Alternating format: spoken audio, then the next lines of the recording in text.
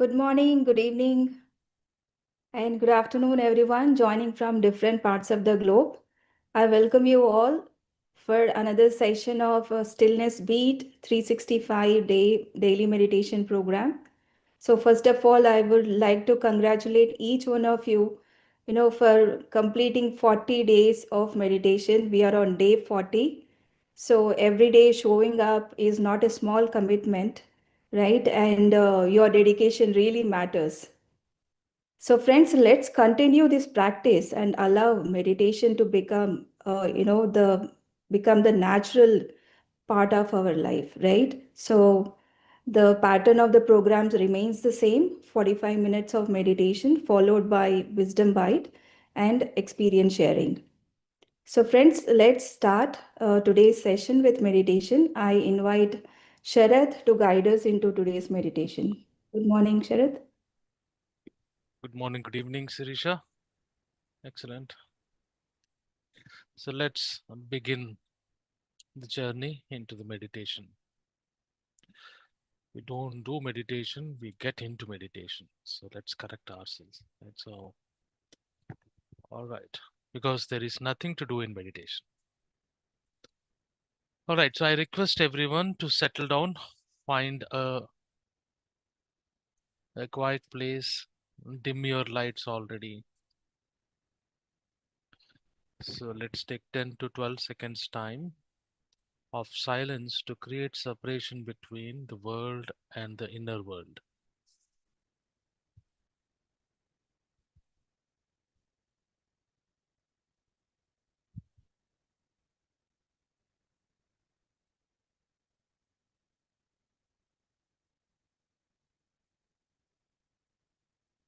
All right. The method what we are going to use is Ana-Pana-Sati meditation, breath meditation, being with breath. The steps are very simple. Sit in comfortable posture where you can sit for longer duration. Clasp your fingers because we get cosmic energy to form a circuit.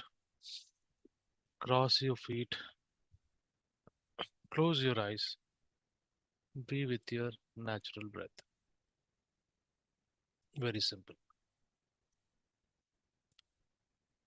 Now, before you close your eyes, bring into awareness whatever is happening around you, inside you, on the body, and in the mind. Everything what you can actually sense. Because we are at the body and mind end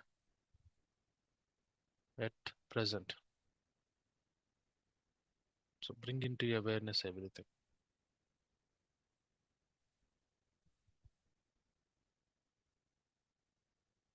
Good. Now slowly and gently close your eyes.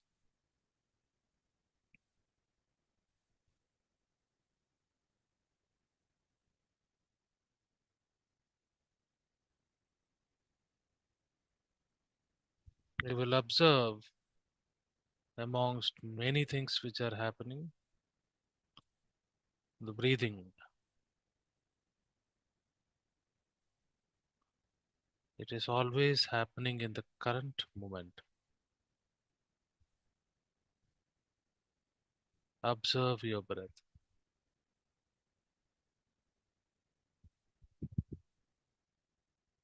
Don't do anything else. Relax your body. Let go of any stiffness.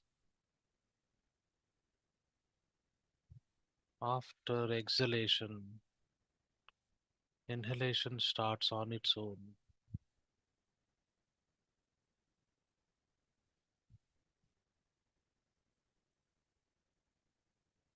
Focus on your breath. Pay attention only to breath. Let other things be in your awareness, but attention to breath only.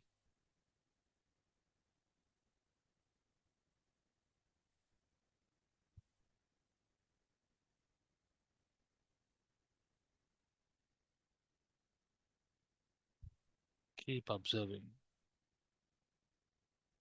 Don't chant any mantra, no visualization. Observation is doing nothing. Just observe your breath.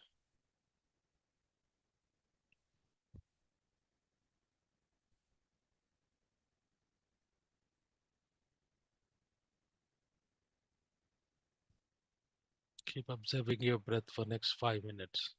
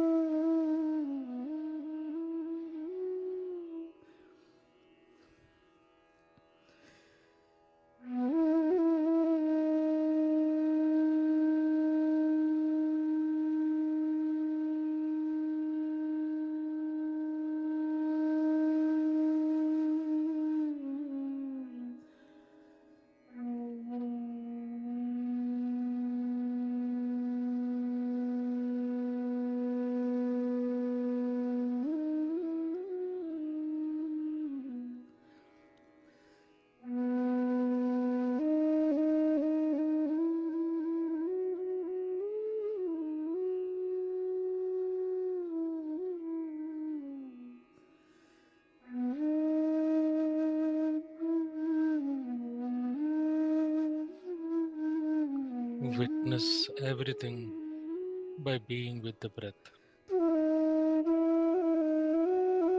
Don't indulge in anything. Just be with your breath. Relax.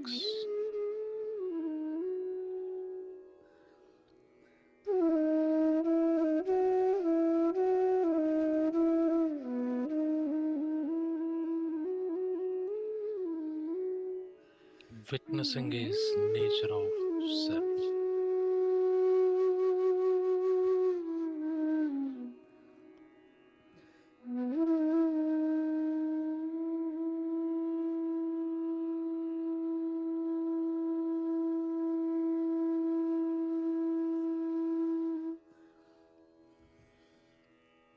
Be with your breath masters for the next 10 minutes.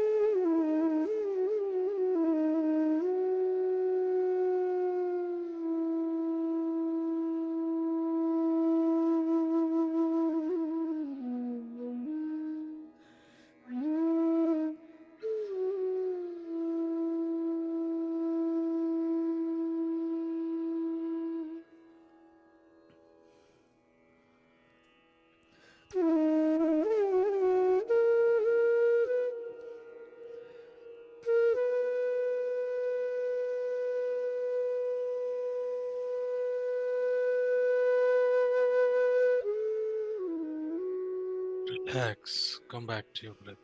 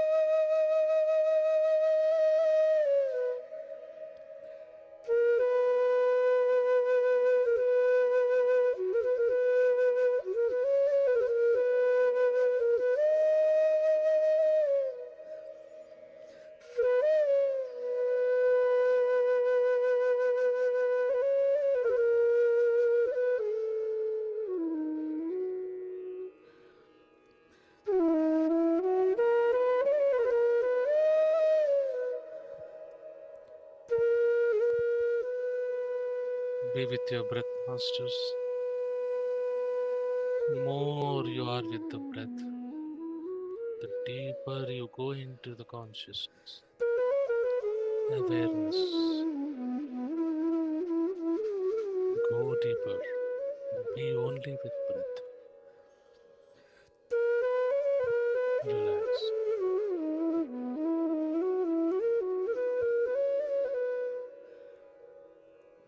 Be here until I call you back.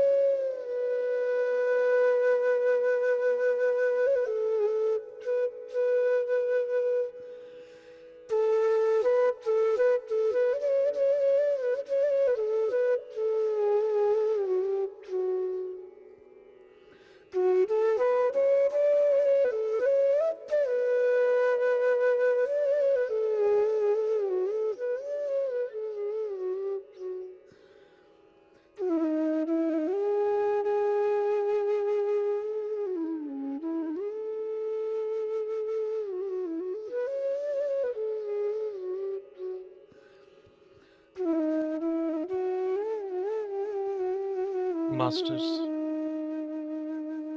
we are at the space where energy is abundant, awareness is expanded. We are near the source, the spirit, a space of healing.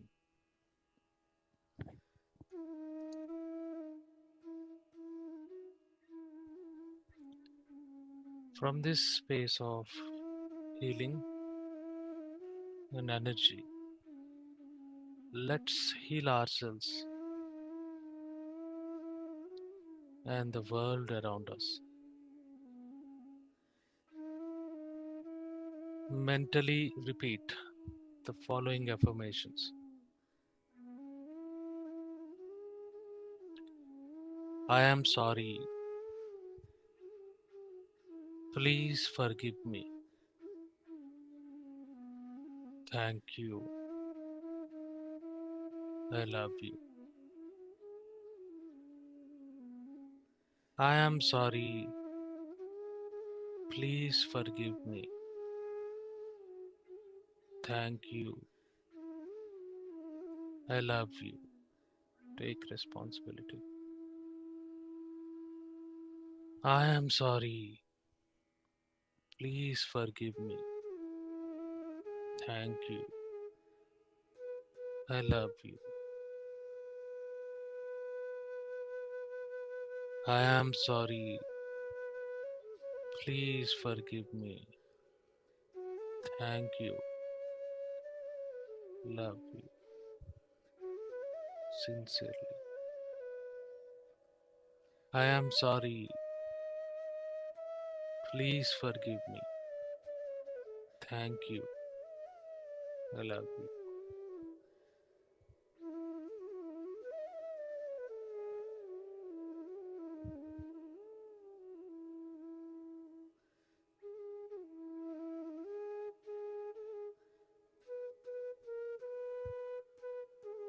Let's also make following agreements with our life. I will be impeccable with my words. I will not take anything personally. I will not make any assumptions. I will do my best all the times.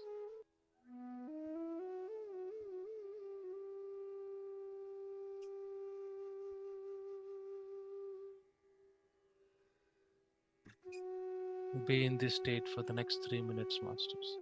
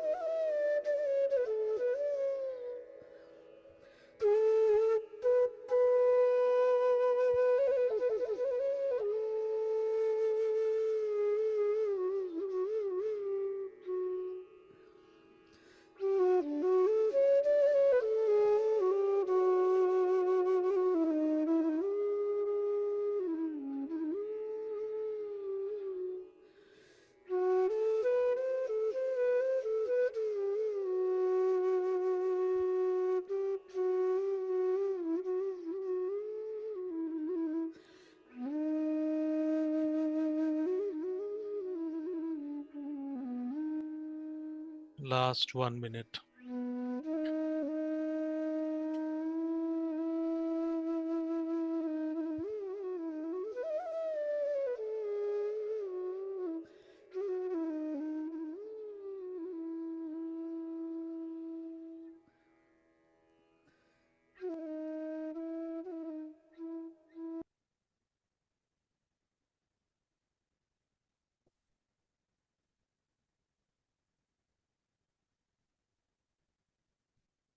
Thirty seconds.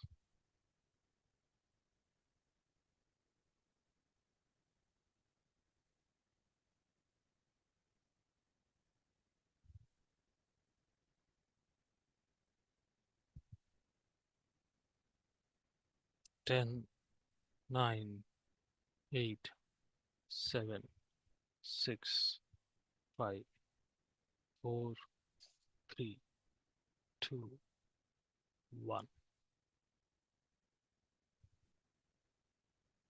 Rub your palms.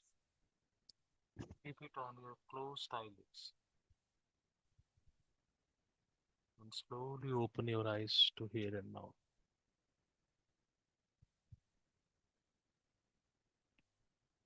So, masters, everything you do, the slightest thing, both on the body and the mind, will create an impression onto your consciousness. It creates a cause, therefore, there will be an effect. That is law of karma. In meditation, we will not do anything removing the cause, therefore, there will not be any effect. Where you can see clearly, the mind will be removed. The karma is lost on your mind and body, remember. You cannot escape. So meditate daily without any, further, I will do it tomorrow, day after tomorrow, I will start. Do it daily. Thank you. Over to you, Sirisha. Thank you, Sharath, for that wonderful meditation. Now I invite Prithvi to share today's wisdom bite. Hi, Prithvi. Good morning. Good evening, Sirisha. Thank you. Thank you, Sharath, for taking us through that very deep meditation. And friends, I would like to see all of us today. If possible, please come on video because it's the day 40. We have come to the first milestone, and it's so beautiful that we have been meditating straight for 40 days. So I want to give a claps to all of us. Thank you so much for showing up every single day, meditating, not just for yourself, for this group, for this team, and for the whole energy that we are creating. It's so beautiful. Thank you so much. And yeah, so coming to, thank you, friends, for turning on your videos. Beautiful to see all of you meditating. Amazing. Thank you. Yeah. So today, this week is going to be about psychosomaticity. It's my favorite subject. My expertise also. So I love to talk about this topic. So what exactly is psychosomaticity? Psycho means mind, soma means body. So what is the relationship between psycho, soma, mind and the body is what we are going to explore throughout the week. And it's going to be really fascinating. So before we dive into the meditation, I mean the topic, explore the knowledge, I would like to ask all of you to do a small exercise. So for this, I request all of you to just close your eyes for few seconds. Just close your eyes and imagine a mango, raw mango, green, raw mango. You just cut it into half. You sprinkle some salt and some spices. Bring it to your nose. Take a small bite. Keep it back. Open your eyes and tell me, did your mouth water? If yes, type it on the chat. Did your mouth water? Did you get the saliva in your mouth? Yes, yes. For a lot of us, we did have that mouth watering. Amazing. Yes. Thank you for answering. So, what exactly happened now? There is no mango around you, right? It was just a thought, just an imagination. Your brain picked up the imagination, sent a signal to your salivary gland saying that you are actually eating the mango, and saliva was secreted. Did you see how just one single thought triggered the metabolism of this creating the saliva in the mouth? Now, this happened with your awareness. Throughout the day, just imagine how many thoughts are running in our head and what it is creating in our body. What kind of metabolism is happening in our body? We just have no idea about this completely. In psychology, it is said that almost 70,000 thoughts we have, and most of them are negative. So, this week is all about moving from disastrous thinking and towards the miraculous thinking. So that will be the agenda of this week. So I want to also share one important research that happened in 1970s. A psychology professor named Robert Kleck from the Dartmouth University. He did a study. He brought some group of people. He split them into two groups.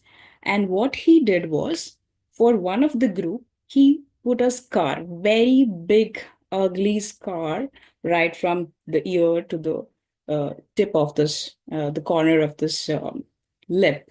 He made it very evident, very vivid and real scar on their face. And the other group who didn't have the scar. So they asked this group to go and interact with the strangers. And they had to come back and say how they felt about the conversation they had. What was their experience of this interaction? So both the groups reported differently. The group which had the scar, they said that they were tensed, they became overly conscious, and they were judged by people. A lot of people didn't come closer to them because of the scar. But the interesting fact is that if you just rewind a little bit back, Robert Clark, before sending them out to interact with people, he said he would apply a moisturizer cream on the scar, but he actually removed the scar. So when people went out to interact, they didn't have the scar on their face. They believed that they had the scar and they expected that they're going to be judged, they're going to be distanced, and that's what they experienced. That was not the reality, that was not the truth.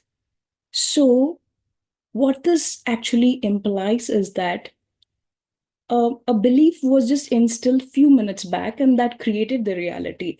But there are so many such limiting beliefs which have been instilled within us since our childhood.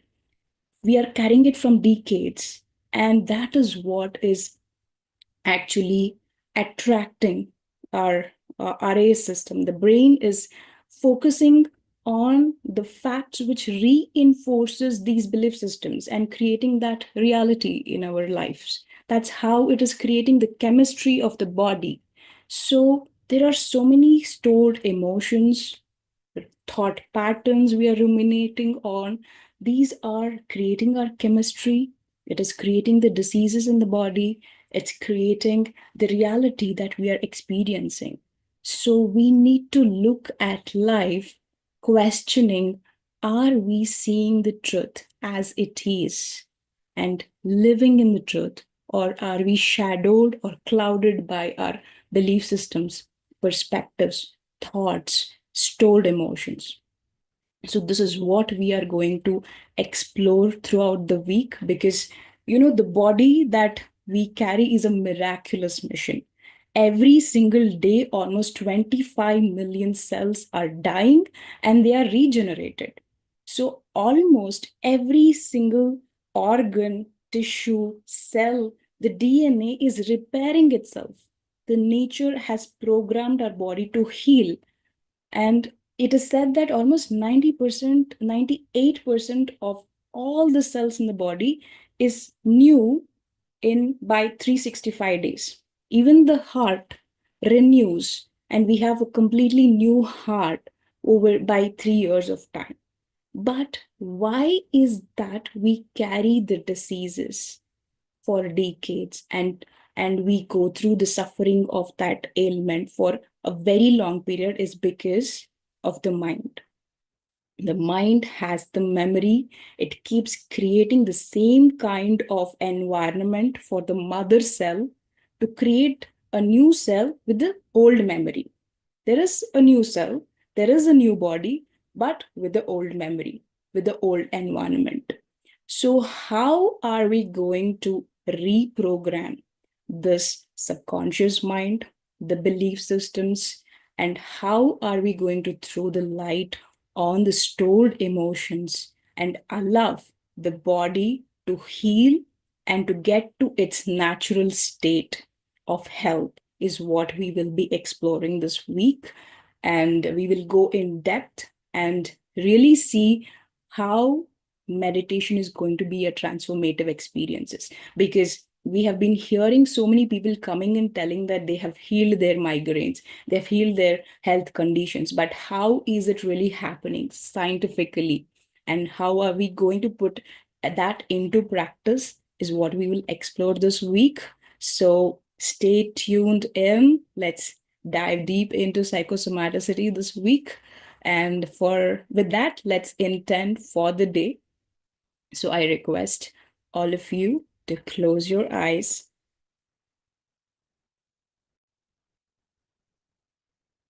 and let's intend for the day. Let me create miraculous thoughts and allow the miracles to happen.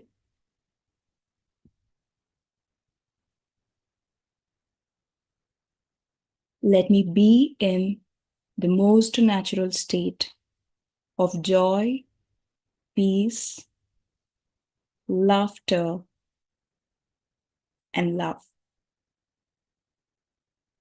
Let me be very productive as I start the week. Thank you. And before I give it back to Sirisha, I want to also talk about the Stillness Retreat program that is going to happen in Pyramid Valley. So friends, this is a must-attend program, because a lot of us from this team got connected through Stillness Retreat that happened in 2021 during the COVID. It will be conducted by Sagar sir, a beautiful program. You will be in silence, without phones, without talking, for 5 days, going through a 5 element meditation. And it's a very transformative experience. It's kind of a light vipassana, I would say. So people who are living in Bangalore in India have to make it's a must attend retreat. We will be sharing the links. If you're interested, please go and share it with your friends as well. Thank you. And Sirisha, over to you. Thank you, Prithvi, for that wonderful sharing. Yes, friends. So let's get into the experience sharing. I invite Dr. Nikhil to share his. Hello. Hello, sir. Yes, sir. Please go ahead. Okay. Hello, everyone. I'm Dr. Nikhil. I'm 29 years old. So it's exciting to talk to all of you today. So I'm here for sharing my experiences with meditation, basically. So, so I'm a doctor. I work. I did MBBS and I am specialized in emergency medicine, and I work in Apollo hospitals. So, emergency medicine is a very interesting place. It's a very high emotion, high stakes place, and a lot of varieties of things happen there. And you need to deal with a whole variety of situations, not just a variety of patient presentations, but also emotions of the patient, the family, the nurses, the doctors, the other people in the entire building, kind of centrally organize everything, and it can become little um, overwhelming, and you have to also deal with your own energies, and you should not miss anything. Anyways, that's me and my work. But I would like to start with how I got into meditation. Okay, so when I was in MBBS, I had no idea about spirituality. I got my first idea when I saw some videos about Sadhguru and others that opened me up to the idea that there might be something like spirituality, something which you can't see directly, something you have to put some effort into to see things differently. I got curious about this concept, so I wanted to experience it myself. So I went through the websites of a few organizations. There was a lot of different types of yogas that you need to do. It was not simple. I thought it was a bit complicated. I have to do a lot of changes in life. I have to go through different yogas and things. Until I stumbled upon Pyramid Valley, actually, which was completely by accident. I was searching for something else on Google Maps, and I found Pyramid Valley, and it looked very beautiful. So I thought I'll come and check the place out. So I did. So what I found about this place was, one, it's very beautiful. Two, the people here are very chill. And third, they have broken down spirituality into very simple steps here. Very simple, but very profound, because they've covered all the points and you just need to stick with these points. So, huh. So I started the practice of meditation. Um, Initially, there were a few roadblocks because I might have been making mistakes. Like I was not sleeping well. I was just sleeping 2 hours and then trying to meditate, or I was really full. And as soon as I ate, I tried to meditate. Initially, it'll help if you take care of yourself or prepare for your meditation. So I did, with some dedication, a few things like meditating every day, same time, same place if you can. Uh, After a good night's sleep and after you take bath, hope, and yeah, do the right method. Get some guidance from your friends who are in the valley. So yeah, I did. I learned meditation that way, and I gave it a try. So then I want to tell you what benefits I found and why I stuck to the practice. Well, there are many benefits, right? And the benefits started unfolding step by step. You can start with simple benefits, like simple benefits. I am not in the same state after meditation as I was before meditation. For example, I do half an hour of meditation. Before meditation, I would be worried about a whole bunch of things from my past, or not worried about. I'd be replaying a lot of things from my past. And I'll also be thinking about so many plans I have for the future and how it may go right or wrong, and how I need to plan them. And this caused me to be in a certain frustrated state. I did not realize at that point that I was in a frustrated state. I realized later that I thought I was at peace, but I was actually thinking about so many things about the past and future, and also the present, and I was really not in such a peaceful state. Meditation pulls you into a peaceful state. So I came out. I came out of meditation not thinking about all these things and being in a much calmer place. And this helped me organize my day better, organize my things better. And those were some initial benefits where I felt calm. So then as I continued practicing, I realized um, m- more ways that meditation is working on me. So these are some deeper benefits. For example, the same topic explained in a bit more detail. I realized that we live in our consciousness, right? We basically are consciousness, and all around us is our mind, right? We are consciousness, and all around us is our mind. So we, with our mind, are is our experience of life. So so what my experience was like, I am standing in a field, for example. I'm not living in a house, I'm standing in a field.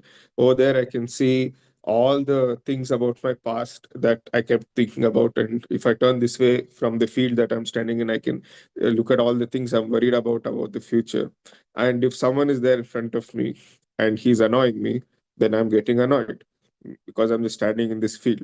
So I'm constantly between these three things, and this was my experience of life.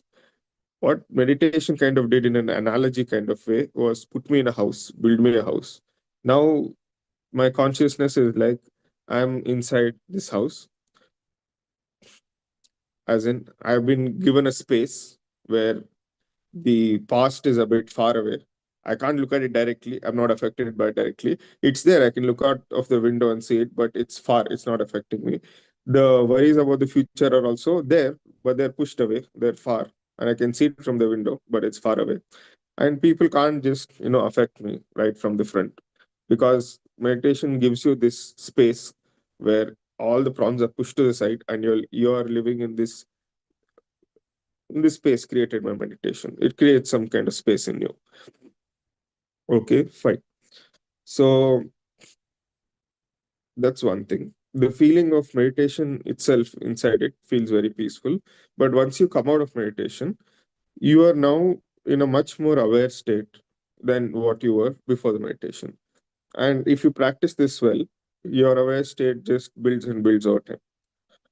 So before, if I used to plan something, for example, I had some work related to my workplace in the hospital, I had work related to myself at home, I had to get my bike serviced, I had to take my dog to the veterinary, I had to do this, that, or work related to my family, and a whole range of work that I had to manage by myself as responsibilities. I would prioritize them in terms of importance, and also how much it frustrated me, which I realized later. Okay, this is important. I need to do it. I need to do it. And I get frustrated about it. Okay, this is important. I need to do this first, and then this second. This is third. This fourth, and then I was to get it done. There was a lot of emotions involved. Not like overly emotional, but like I realized later that yes, I was frustrated about each of them, and I wanted to finish them so that I can feel better about it. But after meditation, all the different works were just something in the to-do list, however important, or how much ever they used to frustrate me before. Now they're just points in a to-do list. So I'll just make out an entire list, and I would just do them one by one in an aware state. So when you're in the aware state, you get up in an aware state. You're doing a morning routine. Okay, morning routine is very important for me. I do my bath, I do my workout and things, and I'm very aware at that time when I'm taking a bath. I'm not thinking about much else. I know that I have a lot of work to do in the day, but I know that I have planned the day well, and I have time to do things, and I will deal with it when that comes. So right now I'm taking a bath, and taking a bath is now more fun than before, because before I would think about all the work in the day and a whole lot of other things also. But now I'm not thinking of any of them. I'm just in an aware state, and I'm just taking bath, and it feels good to take bath. Very small and mundane things also feel nice when you're in aware state. So you're just in this state, you're just taking bath, you're just doing your morning routine, you're just doing your morning meditation, and you're relaxed up till now. And now you'll start getting into your work. And work also, you'll do it in an aware state. You won't think about all the different things, anything will go wrong. You'll just think about how to deal with this in the best way possible, in the least amount of time possible. You'll be very logical, and then you'll just get through things. You'll just get through things, and you'll see that this way work actually happens faster than expected. I don't know if it did happen this fast before also, but it seemed to get done faster and smoother with lesser complications. And even if there was complications, I would just deal with it better. Um, so that one work is done and then you go on to the next and you go on next and you'll realize that you did a whole bunch of work today. You finished your thing and you were aware state in this entire time as you got all this work done. And you maintained your energy throughout the day. So that's one thing related to work. With people, right? Aware state, being in the aware state helps a lot with dealing with people also, because I have to deal with a whole lot of people. I have to deal with my family initially, and then at workplace, I have to talk to in 1 6 hour workday or 8 hour workday. I'll have to speak to at least 50 to 100 people of all kinds, right? So different people can affect you in different ways if you're not aware. Someone can annoy you, someone can make a joke about you, which you can take in a positive way or you can take in a negative way. And you can get affected by them easily before. I mean, I was getting affected by them easily before. But when you're in the aware state, they might say whatever they want to say, but like irrespective of what they say, I stay in my aware state. So it really won't affect me. So if it's an argument, let's say they did win the argument, sure, but I'm not affected at all. I'm like, sure, you won. I'm not feeling bad. Um, this is kind of like protecting your own mood, protecting your own energy, so that you stay in this state, always. So, and when you talk from a place where you're not affected, you are, you tend to be, you tend to respond with more logic and a more neutral emotional state than reacting to something out of emotions and anger. And responding from a neutral state actually helps you a lot in any discussion or agreement, because you're talking from pure logic and not emotions, and it's hard to counter that. And and discussions happen much better this way. So dealing with tough situations in the hospital was better because the varieties of high emotion discussions I have there, I get to do it in a very logical way. And no, the patient attenders don't think that I'm some emotionless person talking to the patient. They realize that I know what I'm doing, and he doesn't seem confused, and they felt more what do you say, comfortable discussing patient related things with me too.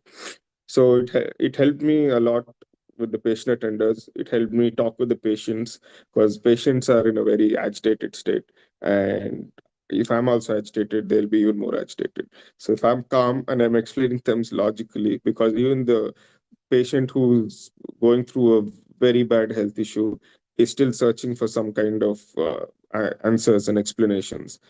Like there was this one patient who was unconscious, not fully unconscious, but he could talk by blinking, right? He was paralyzed. But the thing is, this was a temporary thing. He would get better in a few months, but he could communicate via blinking. So the thing is, everyone explained to his family and his friends about his condition and that he'll get better. But when I taught him how to talk with blinking, which is very basic, one blink means yes and two blinks means no. I asked him, did anyone even explain to you what's happening to you or what's going to happen to you? He clearly said no. I asked a bunch of times. So no one even thought of that, right? Somehow I wouldn't do before, but now I thought about it. He's probably thinking about this. So I gave him a whole explanation. And then, like 3 months later, he got better and he came back and he's like, I was so frustrated. No one really explained it to me. So I was calm after your explanation. So, yeah, I realized the importance of communicating and making the patients feel better. Um, the importance of communicating with the patient, even though however bad situation they're in the emergency. So that's it helped me with the patients itself, and also with just generally anyone else that I'm talking to. So yeah, so now that, and all of these things didn't happen immediately. Uh, I used to be good at meditation, but then I used to come out and then go through problems, and then things started solving one by one. how to deal with these different situations using your mind while being in an aware state. It took time for me to cover the entire day in the aware state. I couldn't initially. I could deal with my to-do list, but I couldn't deal with hospital. I used to lose my aware state there. I used to get into frustrations and angers. But then eventually I could do the hospital and the whole different varieties of things in the hospital also in the aware state. And I think the hardest thing to deal with in the aware state is a frustrating workplace, because at home it is much easier. So if you can conquer work that way, then you're just in an aware state the entire day. Then like not many things can throw you out of this aware state. And this aware state is like a very nice place to be, because you are not affected by anything and you're kind of like in a flow state. So in the flow state, you don't think too much about the future or the past. You plan things out well, right? It's not that you're in this state, so you're not planned your future, so you're just gonna go slow. No, you have planned it out and you'll do certain things when the right time comes. So as of now, I just need to be in this state, do this very basic things and just flow with that. And yeah, you're very in the present. And one more thing is positive emotions. I think this is one last thing I want to tell. Positive emotions, they tell you gratitude, being happy, being positive. They tell you to channel positive thoughts, be grateful for the things you have and all that. But if you don't do meditation and you are very frustrated, and you might think about gratitude, yes, it is still good to be grateful to the things you have. But I was kind of like a bit forcing myself or pushing myself to be grateful for things, pushing myself to be happy, which worked maybe for some time to some level. Sure, good only. But as awareness, being in the aware state is a byproduct of meditation, and you're not forcing yourself to get to this state of consciousness. You're not forcing yourself there. You're not intellectualizing your way to this place. You are reach this place out of meditation as a byproduct of meditation. You're just protecting the state that you got as a byproduct of meditation. And gratitude also comes as a byproduct. You're just now grateful for the so many things that you have. And suddenly all the problems are not so big, because you realize you have been given so many things. I'm so comfortable in my life. The problems are not so big. I can deal with them. I'm smart enough to deal with them. I'll deal with them. Not an issue. Um, Positive thoughts. I realized that when I did get the positive thoughts from the meditation, and these are not some great positive thoughts. These are normal positive thoughts which I may have had long ago when I was having a much simpler time when we were much younger. But now the percentage or the of the positive thoughts are much lesser with a very busy life. Um, Positive thoughts regarding some happy things that happened in the past, or some good hopes you have for the future, or just appreciating some art, right, and just feeling happy. So these kind of positive thoughts were coming as a byproduct of meditation, and I realized that I did not have these normal positive thoughts that I used to have before, so often before. So you get the gratefulness, the gratitude, the positive thoughts, and you're just happy about certain things. Maybe not everything like a crazy person, but like more often than before, as a byproduct of meditation. And you're not doing anything else to get this. So it's kind of a all-in-one solution: meditation and learning the science of how to deal with this state once you come out of meditation, right? Doing meditation is one thing, when dealing with the rest of the day is another thing. But everything is thought together under the umbrella of Pyramid Valley and PSSM. So you tend to get the knowledge you need to deal with certain situations from the books and the seniors, and then with a bunch of practice for a few months, you'll be in a state where you can be in the flow state always. And then the best part about this is, this is not the end. The more you practice, the more you learn. There's a lot more to learn. There's a lot more to experience. Um, this was like a foundation for me. Now my life is peaceful, first of all, so that I can delve deeper into more topics, more meditations, deeper experiences, and other things. Uh, so yeah, I'm glad I'm in this train, and I know the steps of the train now. You have to do the exact same thing, continue the same meditation, continue the same book reading, talk to the talk to your colleagues, and that's the way forward. And yeah, I mean, it might be a little complicated in the beginning, but it makes sense to me now, at least to the level that I can understand, and then I know which way to go, and I'll just continue. And I can do this anywhere. I don't need to be in the valley. I don't need to be in a certain property. I can be anywhere. I have my books. I have the online meets that happen in PSSM every day. I have my friends, and I have the meditation. So this will continue wherever I go. If I travel somewhere or if I live in another place, Yeah, I uh, can continue this. That's all. sorry to, sorry to cut it you off, but No, I think I'm done. Yeah. time Huh? con- looking at the time constraint, I have to stop you. But it's No, lovely. that's all I wanted to say. Thank you very much. Yeah, thank you so much coming into the platform and sharing your experience. Thank you, Nikhil. You're welcome. Hope I made sense. Thank you. Definitely. Thank you.